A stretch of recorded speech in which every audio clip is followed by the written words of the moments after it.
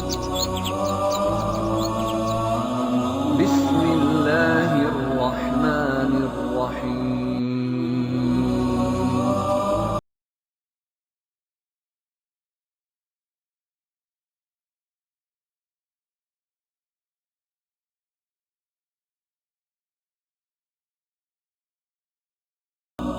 وہ صرف قوم کے سرداروں ہی کو اس کے پاس جانے دیتے تھے۔ انہوں نے موسیٰ علیہ السلام سے کہا واپس چلے جاؤ۔ تب موسیٰ علیہ السلام نے فرمایا انی رسول، میں تو قاصد ہوں، پیغام لے کر آیا ہوں۔ اب قاصد تو دوسرے بادشاہوں کے ہوتے تھے، انہیں تو اندر جانے دیا جاتا تھا، چنانچہ دربانوں نے آپ کو بھی اندر جانے دیا اور وہ آپ کو پہچان نہ سکے، لیکن فرعون نے انہیں پہچان لیا۔ یہ منظر قرآن کی بہت سی آیات میں بیان ہوا ہے۔ اللہ نے فرمایا ہرگز ایسا نہ ہوگا، تم دونوں ہماری نشانیاں لے کر جاؤ، ہم خود سننے والے تمہارے ساتھ ہیں۔ فرعون نے موسیٰ علیہ السلام کو پہچان لیا، کہنے لگا تو موسیٰ ہے؟ جواب ملا ہاں۔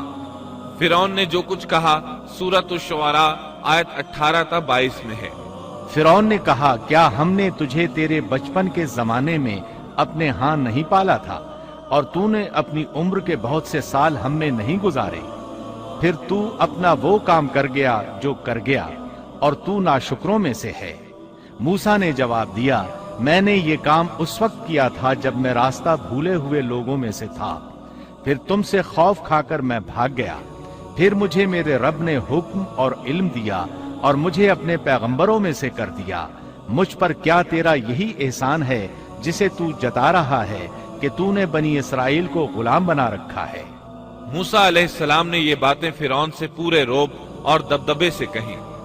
تب فرعون بولا وما رب العالمین، وہ رب کون ہے جس کی طرف تو ہمیں بلانا چاہتا ہے؟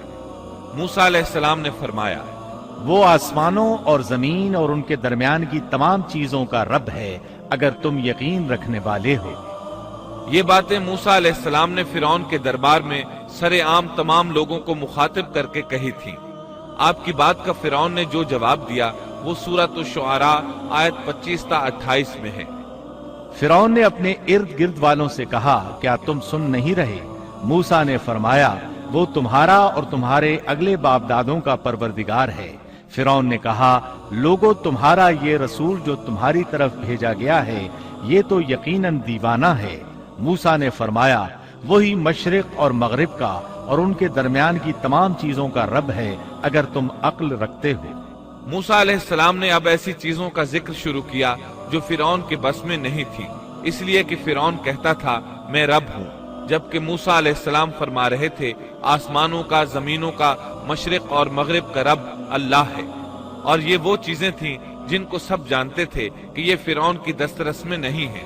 جب معاملہ یہاں تک پہنچ گیا، یعنی خطرناک حد تک پہنچ گیا، تو فرعون نے ان الفاظ میں دھمکی دی۔ فرعون کہنے لگا سن لے، اگر تو نے میرے سوا کسی اور کو معبود بنایا تو میں تجھے قیدیوں میں ڈال دوں گا۔ جواب میں موسیٰ علیہ السلام نے فرمایا اگرچہ میں تیرے پاس کوئی ظاہر چیز لے آؤں۔ جواب میں فرعون نے کہا اگر تو سچوں میں سے ہے تو اس کو پیش کر۔ اب وقت آ چکا تھا کہ موسیٰ علیہ السلام اس کے سامنے معجزات ظاہر فرماتے۔ سورہ طٰہٰ آیات 47 تا 51 میں یہ ذکر اس طرح ملتا ہے ہم تیرے پروردگار کے بھیجے ہوئے ہیں، تو ہمارے ساتھ بنی اسرائیل کو بھیج دے، ان کی سزائیں ختم کر دے، ہم تو تیری طرف تیرے رب کی طرف سے نشان لے کر آئے ہیں، اور سلامتی اسی کے لیے ہے جو ہدایت کا پابند ہو جائے۔ ہماری طرف وحی کی گئی ہے کہ جو جھٹلائے اور روگردانی کرے اس کے لیے عذاب ہیں۔ فرعون نے پوچھا اے موسیٰ تم دونوں کا رب کون ہے؟ انہوں نے جواب دیا ہمارا رب وہ ہے جس نے ہر ایک کو اس کی خاص شکل و صورت عنایت فرمائی، پھر راہ سمجھا دی۔ اس نے کہا اچھا یہ تو بتاؤ اگلے زمانے والوں کا حال کیا ہونا ہے؟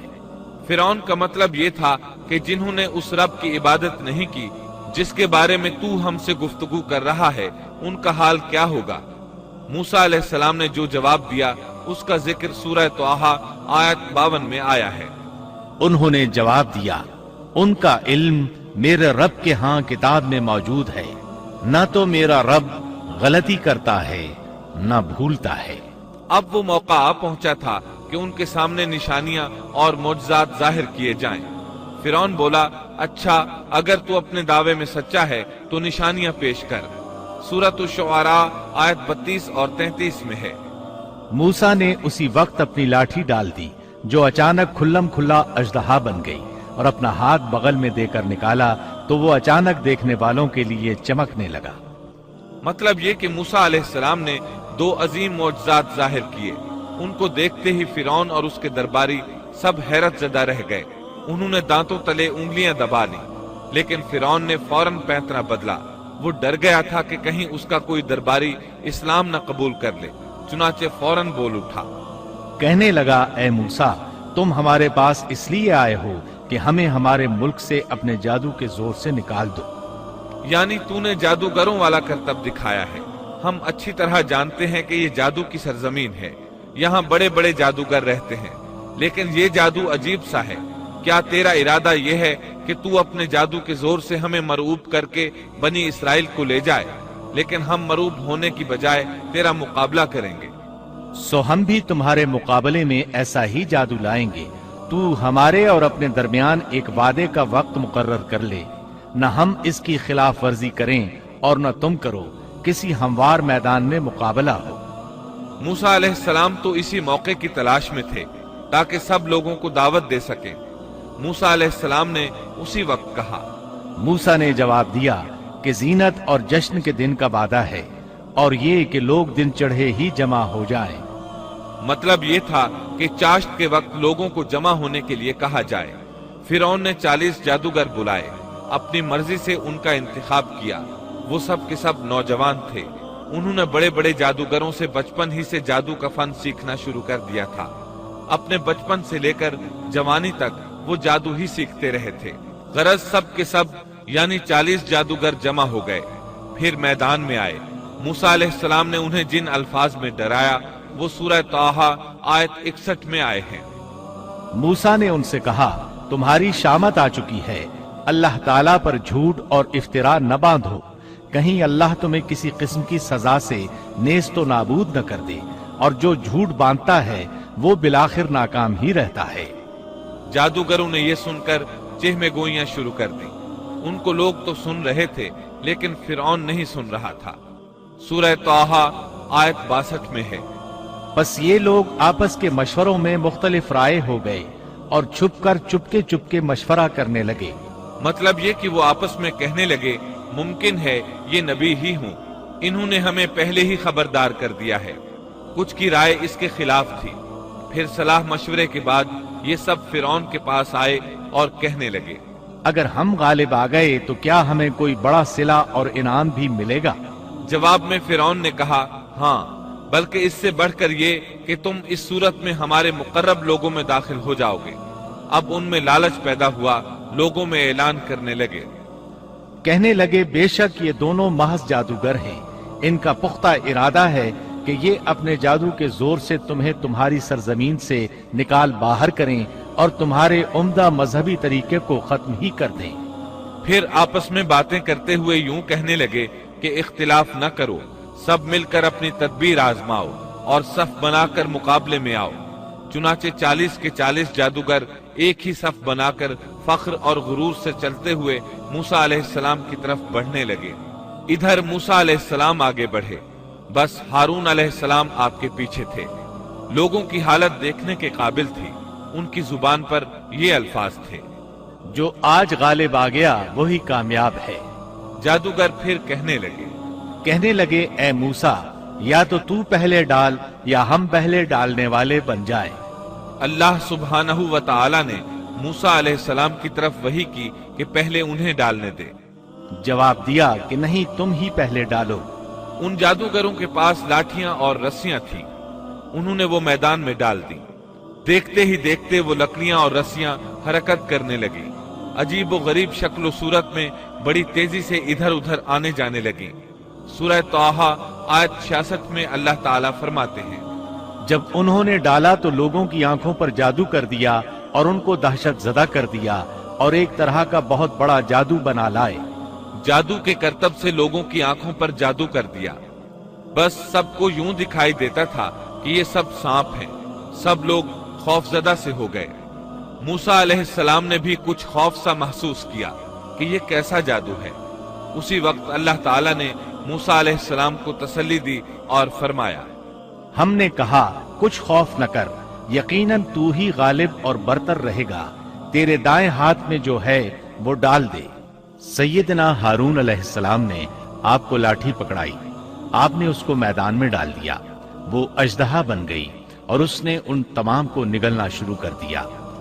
اللہ تعالیٰ سورہ طٰہٰ آیت 69 میں فرماتے ہیں، اور تیرے دائیں ہاتھ میں جو ہے اس کو ڈال دے تاکہ یہ ان کی تمام کاریگری کو نگل جائے۔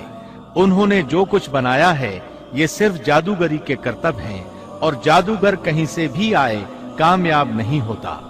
جادوگروں نے پورے مجمع پر جادو کر رکھا تھا۔ جب موسیٰ علیہ السلام کا عصا ان سب کو نگل گیا تب انہوں نے جان لیا کہ ان کے جادو کے جواب میں یہ جادو نہیں ہو سکتا، یہ تو اللہ تبارک و تعالی کی طرف سے معجزہ ہی لگتا ہے۔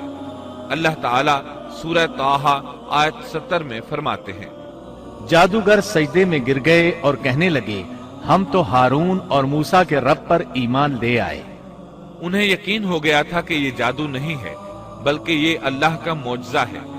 ان کے الفاظ سن کر فرعون غضبناک ہو گیا، آگ بگولا ہو گیا، اس لیے کہ 40 کے 40 جادوگر سجدے میں گر گئے تھے۔ وہ بولا، میری اجازت سے پہلے ہی تم اس پر ایمان لے آئے؟ یعنی تم نے مجھ سے پوچھا تک نہیں، مشورہ نہیں کیا اور اس پر ایمان لے آئے۔ بے شک یہی تمہارا وہ بڑا بزرگ ہے جس نے تمہیں جادو سکھایا ہے۔ مطلب یہ کہ یہ تمہارا استاد ہے اور تمہارا یہ پہلے سے طے شدہ پروگرام تھا۔ چنانچہ وہ کہنے لگا، بے شک یہ ایک سازش تھی جس پر تم نے اس شہر میں عمل کیا تاکہ تم سب اس شہر سے یہاں کے رہنے والوں کو باہر نکال دو۔ اب وہ انہیں دھمکیاں دینے پر اتر آئے، جیسا کہ سورہ طٰہٰ آیت 71 میں ہے، سن لو، میں تم سب کے ہاتھ اور پاؤں مخالف سمتوں میں کٹوا کر تم سب کو کھجوروں کے تنوں پر لٹکوا دوں گا، اور تمہیں معلوم ہو جائے گا کہ ہم دونوں میں سے کس کا عذاب زیادہ سخت اور دیر پا ہے۔ اس پر جادوگروں نے جو جواب دیا وہ سورہ طٰہٰ آیت 72 میں آیا ہے۔ ان لوگوں نے جواب دیا کہ ہم ان دلائل اور اس ذات کے مقابلے میں تجھے کبھی ترجیح نہیں دیں گے جس نے ہمیں پیدا کیا ہے۔ تجھے جو کرنا ہے دل کھول کر کر ڈال، تو سوائے اس کے کہ اس دنیاوی زندگی میں کچھ کر لے، اور کر بھی کیا سکتا ہے۔ فرعون نے فوراً ان جادوگروں کو مذکورہ سزا دلوائی اور جادوگر یہ کہتے ہوئے چلے، اب ہم اپنے پروردگار پر ایمان لا چکے تاکہ وہ ہمارے پچھلے گناہ معاف کر دے، اور تو نے جو جادو کے سلسلے میں ہم پر زور ڈالا اس کو بھی معاف کر دے، اور اللہ تعالیٰ ہی بہتر اور سدا باقی رہنے والا ہے۔ سیدنا عبداللہ بن عباس رضی اللہ عنہما فرماتے ہیں کہ ان جادوگروں کے علاوہ اس قوم سے 3 ہی افراد ایمان لائے تھے، ایک آسیہ، دوسرا وہ دوڑ کر آنے والا آدمی، اور تیسرا وہ آدمی جو آل فرعون میں سے تھا اور اپنے ایمان کو چھپائے ہوئے